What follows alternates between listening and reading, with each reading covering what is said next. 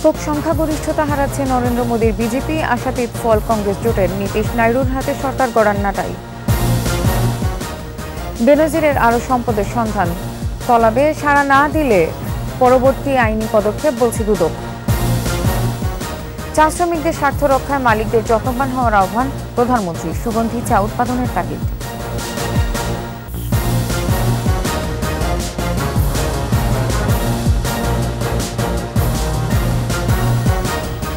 শুনছিলেন first security Islamic bank PLC সংবাদ শিরোনাম। আমন্ত্রণ জানাচ্ছি রাতের 21-এর সংবাদে, সাথে আছি আমি নার্গিস মজিদ লিমা। দর্শক, 21 টেলিভিশনের সংবাদ একই সাথে সরাসরি দেখতে পাবেন আমাদের ফেসবুক পেজ www.facebook.com/2124 অনলাইনে। বুথ ফেরত জরিপকে উলটপালট করে দিল ভারতের লোকসভা নির্বাচনের ফল। একক সংখ্যাগরিষ্ঠতা পাচ্ছে না নরেন্দ্র মোদীর বিজেপি। এনডিএ জোটের সাথে সমানে সমানে টক্কর দিয়েছে বিজেপি বিরোধী ইন্ডিয়া জোট। এককভাবে বিজেপি 240 আর কংগ্রেস পেতে যাচ্ছে 99টি আসন। তবে সরকার গঠনের জন্য ফ্যাক্টর হয়ে উঠেছেন বিহারের নীতিশ কুমার ও অন্ধ্রপ্রদেশের চন্দ্রবাবু নাইডু। সরকার গঠন করতে হলে হাত ধরতে হবে নীতিশ নাইডুর। রিপোর্ট আশরাফ শুভর।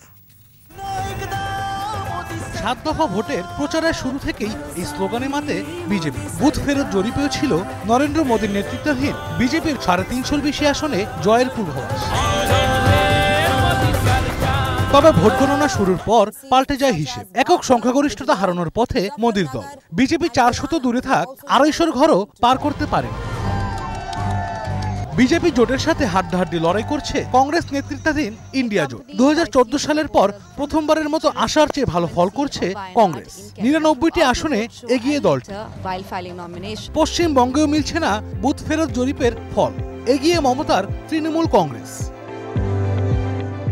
ব্যাটেল গ্রাউন্ড হিসেবে পরিচিত কর্ণাটক, মহারাষ্ট্র, বিহার, উত্তরপ্রদেশ, পশ্চিমবঙ্গ ও অন্ধ্রপ্রদেশ 6 রাজ্যেই প্রাথমিক ফলাফলে বিজেপির হাল ভালো নয়। তবে অন্ধ্রপ্রদেশে দারুণভাবে ফিরেছেন চন্দ্রবাবু নাইডু। লোকসভায় জিতেছেন 16টি আসন, রাজ্যেও করতে যাচ্ছেন সরকার। বিহারে নীতিশ পেতে যাচ্ছেন 14টি আসন। এরই মধ্যে বিজয় ভাষণ দিয়েছেন নরেন্দ্র মোদী, বলেছেন এই জয় জনতার। তিনি জোটের নেতা চন্দ্রবাবু নাইডু ও নীতিশ কুমারকে ধন্যবাদ জানিয়েছেন। তবে সরকার গঠন করতে এরই মধ্যে নীতিশ নাইডুর সমর্থন পেতে বৈঠক শুরু করেছে বিজেপি। নীতিশ নাইডু ছাড়া সরকার গঠন করা একরকম অসম্ভব, তাই তো সবার নজর এখন তাদের দিকে। নীতিশ নাইডু বিজেপিকে সমর্থন দেবেন নাকি ইন্ডিয়া জোট, তা এখনো স্পষ্ট নয়। বিজেপি জোটে থাকলেও বনিবনা না হলে জোট ছাড়তে এক মুহূর্ত দেরি করবেন না তারা। তাদের রাজনৈতিক ইতিহাস অন্তত তাই বলে। ইন্ডিয়া জোট ভালো করায় স্বস্তির বাতাস কংগ্রেস শিবিরেও। বুধবার বৈঠক ডেকেছেন রাহুল গান্ধী। প্রতিক্রিয়া জানিয়েছেন জনগণ মোদীকে প্রত্যাখ্যান করেছে। এবারের ফলাফলে ভারতের রাজনীতিতে নতুন অধ্যায় সূচিত হতে যাচ্ছে বলে মনে করেন বিশ্লেষকরা। আশরাফ শুভ, 21 টেলিভিশন। এবার সাবেক পুলিশ মহাপরিদর্শক বেনজির আহমেদের বিপুল সম্পত্তির সন্ধান মিলল পার্বত্য জেলা বান্দরবানে। সুয়ালোক ও লামায় স্ত্রী, কন্যা ও নিজের নামে রয়েছে 100 একর জমি। প্রভাব খাটিয়ে জমি কেনা সহ অনেক সম্পত্তি দখলের অভিযোগও রয়েছে তার বিরুদ্ধে। বান্দরবান প্রতিনিধি নজরুল ইসলাম টিটুর প্রতিবেদন, জানাচ্ছেন মহিমা পলি। 2016 সালে নিজের ও পরিবারের নামে 25 একর জমি লিজ নিয়ে মাছের ঘের, গরুর খামার ও বাগানবাড়ি তৈরি করেন বেনজির আহমেদ। এখানে যেতে সরকারিভাবে বানানো হয়েছে রাস্তা, দেয়া হয়েছে বিদ্যুৎ সংযোগও। অবকাশ যাপনের জন্য গড়ে তোলা হয়েছে দোতলা বাড়ি। লামার ডলুছড়ির টংছিড়িতে বসবাস ছিল কয়েকটি ভূমিহীন অসহায় পরিবারের। চাষাবাদই ছিল তাদের আয়ের একমাত্র উৎস। সেখান থেকে তাদের উচ্ছেদ করে দখলে নেওয়া হয় 55 একর জায়গা। এখানেও গড়ে তোলা হয়েছে খামার ও বাগান। পেনজি নামে যারা জায়গাও কিনি, তো এখন পাড়া এরা অনেক পাড়া আছে, এখন পাড়া ঘর বাড়িও নাই। মেইন খামারটা হলো বেনজির আহমেদ। বান্দরবান মাছের পাড়ার চা অফিস থেকে 1 কিলোমিটার দূরে রয়েছে আরও 25 একর জমি নিজ স্ত্রী, কন্যা ও বেনজির আহমেদের নামে। জোর করে পাশের জায়গা দখলের অভিযোগও আছে। আশপাশে কোনো বসতি না থাকলেও পৌঁছেছে বিদ্যুৎ, বানানো হয়েছে রাস্তা। এই জায়গাটা দাম কম নিয়ে এরা নিয়ে নিয়েছে জোর করে। পুলিশ কর্মকর্তা শুনছি, কিন্তু ওনাকে আমি দেখিও নাই বা ওনার কাছে আমার সাথে কোনো যোগাযোগও নেই। আমি ওই যে মং আছে, উনি আমার বেতন টেতন দেয়। সম্পত্তিকার না জানলেও বান্দরবান স্বেচ্ছাসেবক লীগের সভাপতি মং ওয়াইচিং এগুলোর দেখভাল করেন বলে জানান লামার ডলুছড়ি বাগানের কেয়ারটেকার। তবে এসবের মালিক বেনজির বলে নিশ্চিত করেন সুয়ালক ইউনিয়ন পরিষদের চেয়ারম্যান। বেনজির আহমেদ নামে আমার সুয়ালক 314 সুয়ালক মোজা একটা জায়গা আছে, প্রায় অনুমানিক কয় কোটি টাকা সম্পদ হবে। এই দায়িত্ব পরিচালনা, এই যে কাজের দায়িত্ব পরিচালনা করে মংওয়াইচিং মামা বান্দরবানের ছেলে। তবে দখলের বিষয়টি অস্বীকার করলেও ক্যামেরার সামনে কথা বলতে রাজি হননি জেলা স্বেচ্ছাসেবক লীগ সভাপতি মং ওয়াইচিং। এ বিষয়ে প্রশাসনের পক্ষ থেকেও কেউ কথা বলতে চাননি। দখল করা জায়গা ভুক্তভোগীদের ফিরিয়ে দেওয়ার দাবি স্থানীয়দের। মহিমা পলি, 21 টেলিভিশন। এদিকে বেনজির আহমেদ আগামী 6 জুন যদি না আসেন তাহলে দুদক ধরে নেবে তার কোনো বক্তব্য নেই। তবে তিনি চাইলে অনুসন্ধান কর্মকর্তা 15 দিন সময় দিতে পারবে বলে জানিয়েছেন দুদক কমিশনার জহুরুল হক। মঙ্গলবার নিজ কার্যালয়ের সাংবাদিকদের তিনি কথা বলেন। এর আগে দুদকে তলবের পর থেকেই সাবেক আইজিপি বেনজির আহমেদ কোথায় আছেন তা নিয়ে গুঞ্জন ওঠে বিভিন্ন মহলে। বেনজির কোথায় তথ্য নেই দুদকের কাছে। তবে আগামী 6 জুন তলবে হাজির না হলে পরবর্তী প্রক্রিয়া ও অনুসন্ধান চলবে বলে জানিয়েছেন দুদকের আইনজীবী খুরশিদ আলম খান। আগামী 6 জুন বেনজির আহমেদ ও 9 জুন পরিবারকে দুদক তলব করেছে।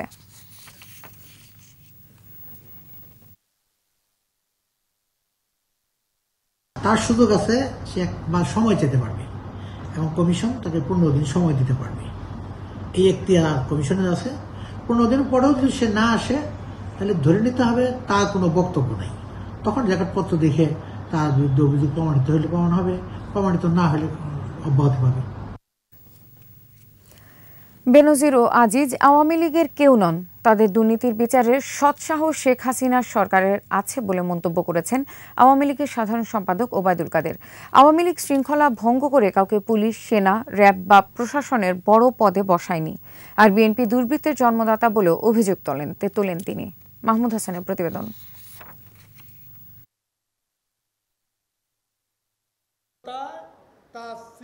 সকালে রাজধানীর তেজগাঁও ঢাকা জেলা আওয়ামী লীগ কার্যালয়ে ঐতিহাসিক 6 দফা দিবস ও দলের প্রতিষ্ঠা বার্ষিকী উদযাপন সফল করতে প্রতিনিধি সভায় যোগ দেন দলের সাধারণ সম্পাদক ওবায়দুল কাদের। ওবায়দুল কাদের জানান, বেনজির আহমেদ দলের কেউ নন। কেউ কোনো অপরাধ করলে এবং খবর এলে তার বিচারের সৎসাহস শেখ হাসিনার সরকারের আছে। আমরা পরিষ্কার বলে দিয়েছি, বেনজির আমাদের দলের লোক নয়। সিনিয়রিটি মেধা নিয়ে সে আইজিপি হয়েছে। আজিজও আমাদের দলের লোক নয়। সেনাপ্রধান হয়েছে তার যোগ্যতায়, তার সিনিয়রিটি। আমরা তাদের বানাইনি। এখন ভেতরে তারা যদি কোনো অপকর্ম করে, এইটা যখন সরকারের কাছে বিষয়টি আসে তখন এদের বিচার করার সৎসাহস শেখ হাসিনা সরকারের। বিএনপি হচ্ছে দুর্বৃত্তের জন্মদাতা মন্তব্য করে আওয়ামী লীগের নেতৃত্বে কোনো দুর্নীতি থাকলে তথ্য প্রমাণ নিয়ে আসার আহ্বান জানান দলের সাধারণ সম্পাদক। দুর্নীতিবাজ আপনাদের দলে চোরের রাজা, চোরের মহারাজা সবই বিএনপি। বিএনপি হচ্ছে দুর্বৃত্তের জন্মদাতা। টিআইবি আর সুজনের সুরে ফখরুল গয়েশ্বরও কথা বলেন অভিযোগ করে। টিআইবি আর সুজন কি বিএনপির বি টিম? সেই প্রশ্নও তোলেন ওবায়দুল কাদের। টিআইবি আর সুজন কি বিএনপির B team? Mahmud Hasan, 21 television, Dhaka. শ্রমিকদের স্বার্থ সংশ্লিষ্ট বিষয়ে যত্নবান হলে বাড়বে উৎপাদন, বাড়বে আয়। চা বাগান মালিকদের প্রতি এমন পরামর্শ দিয়েছেন প্রধানমন্ত্রী শেখ হাসিনা। বৈশ্বিক চাহিদা বিবেচনায় চা বহুমুখীকরণেও পরামর্শ দিয়েছেন প্রধানমন্ত্রী। বিস্তারিত জানাচ্ছেন আকবর হোসেন সুমন। সিলেটের মালনীছড়ায় 1854 সালে প্রথম বাণিজ্যিকভাবে শুরু হয় চা চাষ। সম্ভাবনাময় এই শিল্প বিকশিত হয়েছে দেশের 168টি বৃহৎ ও 8,000-এর বেশি ক্ষুদ্র চা বাগানের মাধ্যমে। যেসব বাগান থেকে গেল বছর উৎপাদন হয়েছে 102.92 মিলিয়ন কেজি চা। প্রধান অর্থকরী ফসল ও রপ্তানি পণ্য হিসেবে চায়ের ঐতিহ্য প্রসারে 4 জুন জাতীয় চা দিবস ঘোষণা করা হয়। ওসমানী স্মৃতি মিলনায়তনে চতুর্থ জাতীয় চা দিবসের আনুষ্ঠানিকতায় যোগ দেন প্রধানমন্ত্রী শেখ হাসিনা। এই শিল্পে অবদান রাখা ৮ ক্যাটেগরিতে বাগান ও উৎপাদনকারী প্রতিষ্ঠানকে দেয়া হয় জাতীয় চা পুরস্কার ২০২৪ সম্মাননা। উৎপাদন বৃদ্ধি ও রপ্তানি সহ এই শিল্পের প্রসারে চা বোর্ডের প্রথম বাঙালি চেয়ারম্যান বঙ্গবন্ধু শেখ মুজিবুর রহমানের অবদান তুলে ধরেন প্রধানমন্ত্রী শেখ হাসিনা। চা শ্রমিক তাদেরকে কিন্তু ওই ভারতের বিভিন্ন জায়গা থেকে নিয়ে সেখানে বাগানে কাজ করানো হতো। কোনো কর্মঘণ্টা ছিল না, তাদের কোনো ভালো মন্দ দেখতো না, কোনো কিছু করতো না, সব থেকে অবহেলিত ছিল। বঙ্গবন্ধু শেখ মুজিব টি বোর্ডের চেয়ারম্যান হওয়ার পর থেকেই তাদের ভাগ্য পরিবর্তন হতে শুরু করে। চা শিল্পকে বেগবান করতে শ্রমিকদের প্রতি যত্নবান হতে মালিকদের আহ্বান জানান প্রধানমন্ত্রী। আমাদের একটা অর্থকরী ফসল হচ্ছে যেটা দেশের মানুষের আর্থিক সচ্ছলতা এনে দিতে সহায়তা করছে। শুধুমাত্র তাদেরকে ওই আপনার অধীনস্থ বলে বিবেচনা করলে হবে না, মনে রাখতে হবে তাদের শ্রম ঘাম দিয়েই আপনার উৎপাদন বৃদ্ধি করা উপার্জনের পথ করে দিচ্ছে। কাজে সেই শ্রমিকদের প্রতি আপনাদের আরও যত্নবান হতে হবে। বিশ্বে চায়ের চাহিদা বিবেচনায় সুগন্ধি চা উৎপাদনের তাগিদ দেন সরকার প্রধান। চাকে বহুমুখী করা এবং অ্যারোমা টিটা তৈরি করা, যেটা বিদেশের চাহিদা কিন্তু অনেক বেশি এখন। তো সেটাই আমার মনে হয় আমাদের নজর দেওয়া দরকার, যে আমরা ওই শুধু চার পাতা বাল্কে বিক্রি না করে আমরা এটাকে ভ্যালু অ্যাডেড করে সেটা আমরা রপ্তানি করব। তাতে আমাদের লাভ, যে আমাদের বৈদেশিক মুদ্রাও অর্জন হবে, আর যারা এখন ব্যবসা করেন তাদেরও ভালো একটা উপার্জনের সুবিধা হয়ে যাবে। রাজনীতি ও অর্থনীতি বিষয়ে তৃণমূলের সচেতনতাকে ইতিবাচক হিসেবে উল্লেখ করেন বঙ্গবন্ধু কন্যা। চায়ের কাপে ঝড় আর গল্প শুরু হয়ে যায়, সেখানে রাজা উজির মারা থেকে শুরু করে সব ধরনের আলোচনা। আকবর হোসেন সুমন, ২১ টেলিভিশন, ঢাকা। জ্ঞান বিজ্ঞানে বিশ্বের সাথে এগিয়ে যাবে নতুন প্রজন্ম, আশা প্রকাশ করে প্রধানমন্ত্রী শেখ হাসিনা বলেছেন, শিশুদের মেধার বিকাশে সব ব্যবস্থা নিয়েছে সরকার। বঙ্গবন্ধুর জন্মবার্ষিকীর চিত্রাঙ্কন ও রচনা প্রতিযোগিতায় বিজয়ীদের হাতে তুলে দেন পুরস্কার। রিপোর্ট প্রণব চক্রবর্তীর। জাতির পিতা বঙ্গবন্ধু শেখ মুজিবুর রহমানের ৯৯ থেকে ১০৪তম পর্যন্ত ৬টি জন্মবার্ষিকীতে চিত্রাঙ্কন ও রচনা প্রতিযোগিতায় বিজয়ী হয়েছে সারা দেশের ৩০৪ জন প্রতিযোগী। বিজয়ী শিশু কিশোরদের পুরস্কৃত করতে গণভবনের সবুজ চত্বরে এ আয়োজন। তাদের হাতে পুরস্কার তুলে দেন প্রধানমন্ত্রী শেখ হাসিনা। বঙ্গবন্ধুকে নিয়ে ছোট্ট শিশুর আবৃত্তি মন কাড়ে সবার।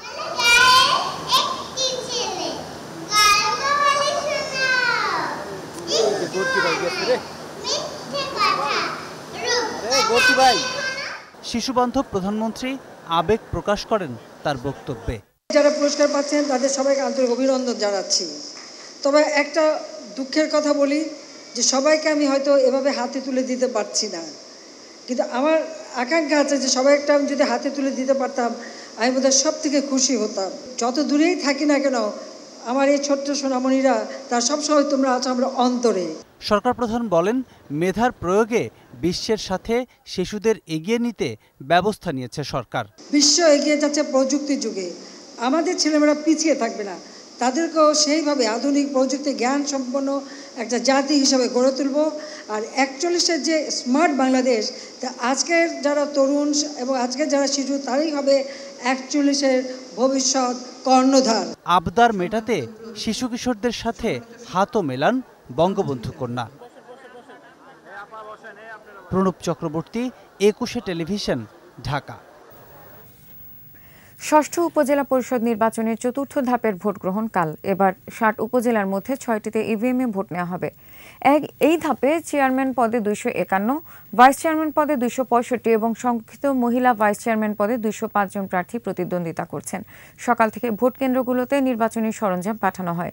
পরিবেশ নিয়ন্ত্রণে রাখতে মাঠে নামানো হয়েছে র্যাব, বিজিবি, পুলিশ সহ আইনশৃঙ্খলা রক্ষাকারী বাহিনীর সদস্যদের। থাকবেন বিচারিক ম্যাজিস্ট্রেট ও নির্বাহী ম্যাজিস্ট্রেটরাও। আগামী ৯ জুন পঞ্চম এবং শেষ ধাপে ২০টি উপজেলা পরিষদের নির্বাচন হবে। গত ২৯ মে তৃতীয় ধাপে হওয়ার কথা থাকলেও ঘূর্ণিঝড় রিমালের কারণে এই উপজেলাগুলোর ভোট স্থগিত করে নির্বাচন কমিশন।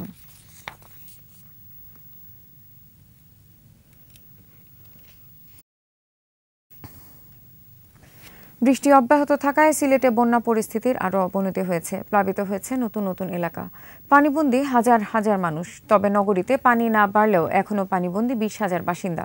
বিপদসীমার উপর দিয়ে বইছে সুরমা ও কুশিয়ারা নদীর পানি। নতুন করে প্লাবিত জকিগঞ্জ, বিয়ানীবাজার, গোলাপগঞ্জ ও ফেঞ্চুগঞ্জের বিভিন্ন এলাকা। জেলা প্রশাসন বলছে, এবারের বন্যায় দুর্গত সিলেটের 7,39,000 মানুষ।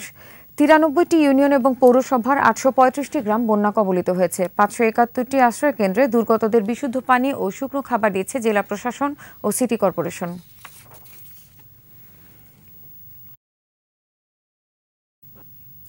আর এরই সাথে শেষ করছি রাতের 21 সংবাদ। যাবার আগে ফার্স্ট সিকিউরিটি ইসলাম ব্যাংক পিএলসি সংবাদ শিরোনামগুলো জানিয়ে দেব আরও একবার।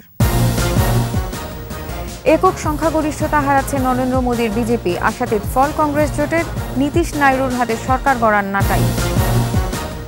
বেনজিরের আরও সম্পদের সন্ধান, তলবে সাড়া না দিলে পরবর্তী আইনি পদক্ষেপ বলছে দুদক।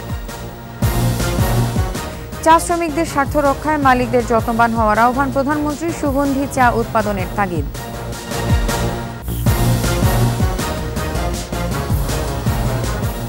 সর্বশেষ খবর জানতে ডায়াল করুন 2021 নম্বরে আর ভিজিট করুন 21-tv.com ওয়েবসাইটে। এছাড়া ফেসবুকে ভিজিট করতে পারেন facebook.com/2124 অনলাইনে। 21-এর খবর দেখুন, 21-এর সাথে থাকুন।